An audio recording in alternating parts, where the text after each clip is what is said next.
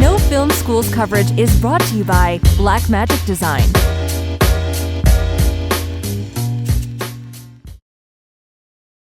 All right, everybody. Well, welcome to the 2016 Editors Roundtable with No Film School.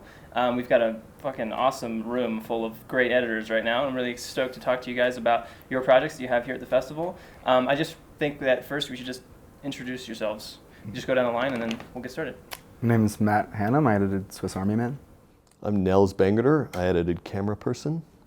I'm Jeannie Applegate. I edited Dark Knight. And I'm Marco Capalbo. I edited Lo and Behold, Reveries of the Connected World.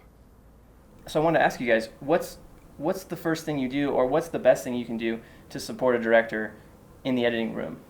Well, yeah, it's definitely like a hand-holding process sometimes, you know, like here's how the film gets made, and let's walk through this together.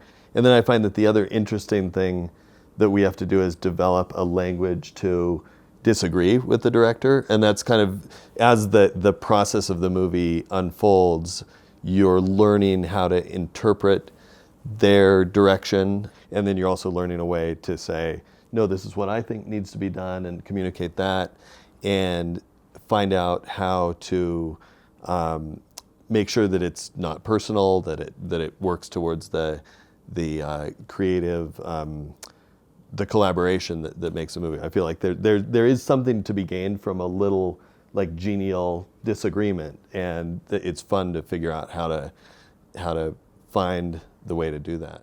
Well, I think the case with Werner is maybe it's not really different. I think it is particular because he's so experienced and his instincts are, very, very strong.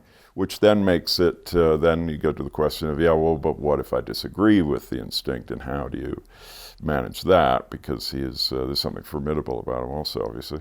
I think it's finding as you said, Nels, it's sort of finding the tone for that. And I don't know how he works with others, but we have a very sort of unspoken rhythm about something, so we can arrive at a point where we hit a bit of a boulder on that mountain, and then we might each have, we could go around this way, we go around that way, and then, let's try that way, and then we go that way, and either it is or it isn't, then you go the other way. The nature of editing is a lot of times you want it to be invisible, right?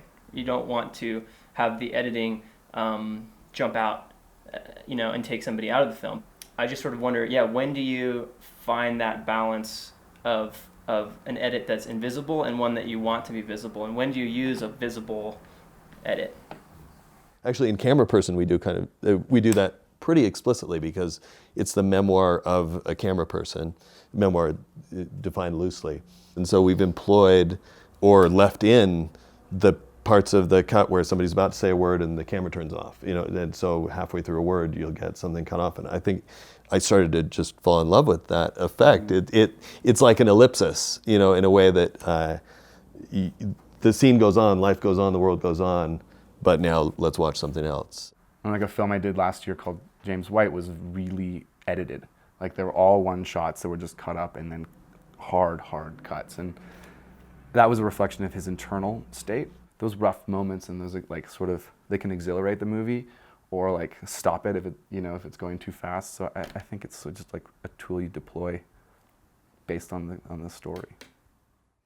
So in Dark Knight, a lot of the shots or the scenes are a single shot. So, you have this whole kind of thing unfolding. And I'd always notice in screenings that people would kind of like hold their breath, and as soon as there was a cut, like all this like shifting around, and and so that I feel like then we're doing our job. If people are just like held until that moment when you let them go.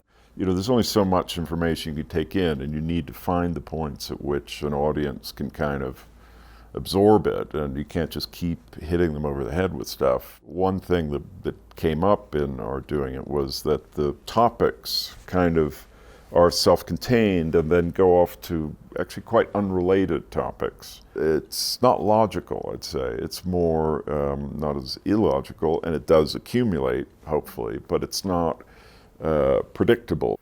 Yeah, I think anytime you can encourage people to make connections on their own, Yeah. rather than just being like, we're leading you here to here to here, and enjoy. You know, I feel like people like to do a little work. Yeah, absolutely. I hope while they're watching film. What's the first thing you do when a project comes to you? What I try to do is like pay attention to any directions that I can catch after they cut or before, or watch when the director comes in and says something. I try to catch like, not so much if I like that performance, but what's changing and like how the camera move improves or whatever, because that tells me what they were trying to do. Something that I could say as a specific technique that is something that Werner does, now I do it, and did it on this film in its entirety, is actually logging all of it by hand, which is painful, grueling, you can't take it. But having done it, you've now got the film actually, because you're forced to see everything, you're forced already to be notating what is, that's in the film. This is in the film. This might be. This is, and now it starts assembling itself. And I think that's a reason against, particularly in documentary, often people will come in with transcripts, which are just forbidden, actually.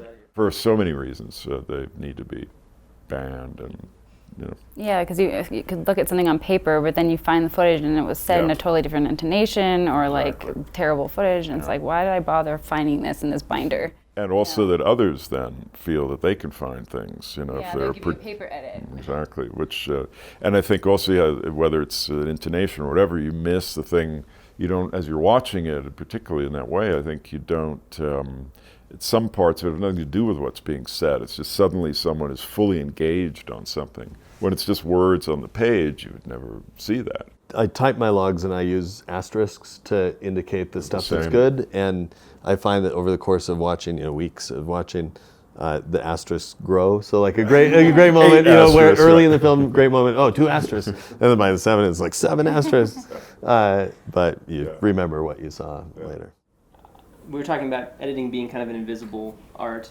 As an editor starting out, how do you get noticed if your craft is invisible? I was an assistant forever. I worked at Pixar for almost 8 years as an assistant before I came to do indie film. And it is a hard leap in the beginning, I think. And I think people just almost think you're just only good at assisting and you're organized and you're helpful, but they don't almost believe that you can edit. So always asking editors if I could show them my version of something and talk about it. And then just kind of taking opportunity when I could. If you're a genial person who gets things done, I feel like that's like 85% of being an editor. If people want to work with you and know that you can help them get their project to a successful ending, it's a little harder to find people like that than you'd realize, and it's super valuable. The long haul, the long haul, absolutely.